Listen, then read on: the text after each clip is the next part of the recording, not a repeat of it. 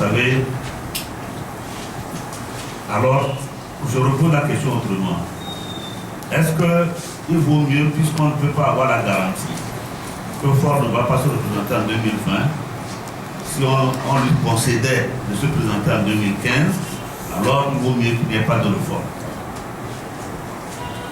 Est-ce que l'intérêt du pays est d'avoir une constitution ouverte, mandat illimité, élection à un tour, entre une supposée laisser libre cours à une candidature pour régler une question qui est d'ordre national, d'intérêt national, et ne pas avoir du tout de réforme? Peut-être que la question d'Abbas trouve son fondement à ce niveau. Les gens pensent que par la rue, on peut faire changer les choses. C'est vrai. Peut-être que c'est la seule solution, par la rue, amener des choses. Nous sommes en train de mettre en conjugaison deux modes opératoires. Il y a un mode révolutionnaire qui est celui de la rue. Il y a le mode par la voie démocratique qui est celui qui se déroule à l'Assemblée nationale. Si nous voulons utiliser la voie révolutionnaire, donnons-nous les moyens. Est-ce que les moyens sont réunis aujourd'hui? Les moyens sont-ils réunis aujourd'hui? Alors si c'est le cas, nous disons qu'on peut s'offrir les moyens. Ce n'est pas encore les moyens, mais on peut se les offrir. Mais faut-il encore qu'on s'organise autrement, qu'on lance une réflexion de fond sur des stratégies pour arriver à ce résultat? Mais pour le moment, du moment où il y a une proposition de loi, nous disons que l'essentiel du débat doit se focaliser autour des voies et moyens pour arriver à obtenir au moins la limitation du mandat. Mettre fin à ce boulevard qui est fait à ceux qui gouvernent le pays depuis plus de 50 ans, de se représenter de père en fils, et demain c'est le petit-fils. C'est ça le danger. Il faut qu'on explique aux gens. Dire qu'on ne va pas négocier, bon, chaque parti politique, le MCD pour le MCD, on ne peut rien faire sans dialogue. Le Togo aujourd'hui est un pays fragile.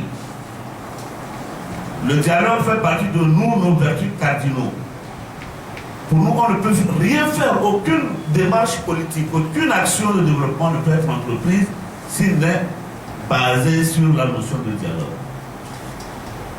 Négocier, essayer de s'entendre, il me semble que c'est la voie royale pour sauver ce pays. Cela ne nous empêche pas, au cas où nous sentons des réticences, ou la mauvaise foi de l'autre côté, de mobiliser la population. Mais faut-il encore qu'on s'offre les moyens? La façon dont la rue aujourd'hui est organisée, nous pensons que c'est bien, mais c'est insuffisant. Il faut qu'on réfléchisse autrement à ça. Et pour cela, il faut dépolluer, il faut débarrasser le discours, l'action politique concertée de certains ingrédients qui polluent la marche vers une action concertée. Et ces choses, on les connaît. Mettons de côté l'histoire de candidature unique, mettons de côté tout ce qu'il y a comme égo personnel, nous nous retrouvons avec l'ensemble de la classe politique de l'opposition et la société civile, nous trouverons les moyens si nous voulons emprunter l'autre voie. Mais pour le moment, explorons la seule voie possible qui nous est offerte de manière démocratique, explorons-la par tous les moyens pour arriver à obtenir cette réforme. Voilà ce que nous voulons dire par rapport à cette question. Et nous profitons en même temps de solliciter par votre entreprise que le spectacle auquel se livrent ces partis politiques aujourd'hui est déplorable, parce que c'est eux qui ont des élus à l'Assemblée nationale qui doivent faire la différence pour obtenir ces réformes. Leur responsabilité est grande par rapport à la démarche qui est entreprise aujourd'hui.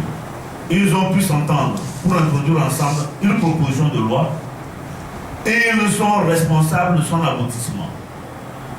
On leur demande de taire, on leur prie de taire leurs petits les querelles de clocher. Moi j'appelle ça des querelles de clocher.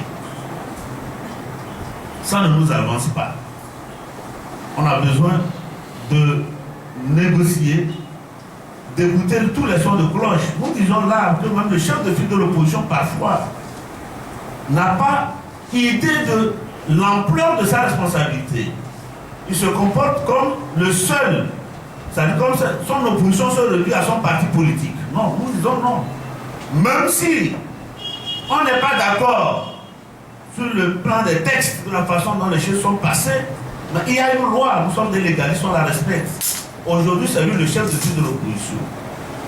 Chef de file de l'opposition ne se réduit pas à être seulement le chef du parti ANC. C'est en notre nom à tous qu'il a été reçu plusieurs fois par le président de la République pour porter le message de la classe politique de l'opposition. Personne n'a eu à le dire par rapport à sa démarche. Qu'on le veuille ou non, il parle au nom de toute la classe politique de l'opposition. C'est pourquoi nous lui demandons d'entendre, de ne pas se limiter aux seules positions de sa formation politique, mais de s'ouvrir au-delà pour porter le message salvateur de toute la classe politique de l'opposition et de toute la population togolaise. C'est tous les Togolais qui ont besoin de réformes. Je vous dis que même dans le parti, les éléments, le parti au pouvoir, ils ont eux-mêmes besoin de réformes. Pendant ces gens, des gens sont engraissés, mais il y en a aujourd'hui qui veulent se libérer. Les réformes sont essentielles pour notre nation. Donc il faut que tout le monde taise ses égaux et qu'on aille de l'avant. Voilà ce que je voudrais dire par rapport à vos questions.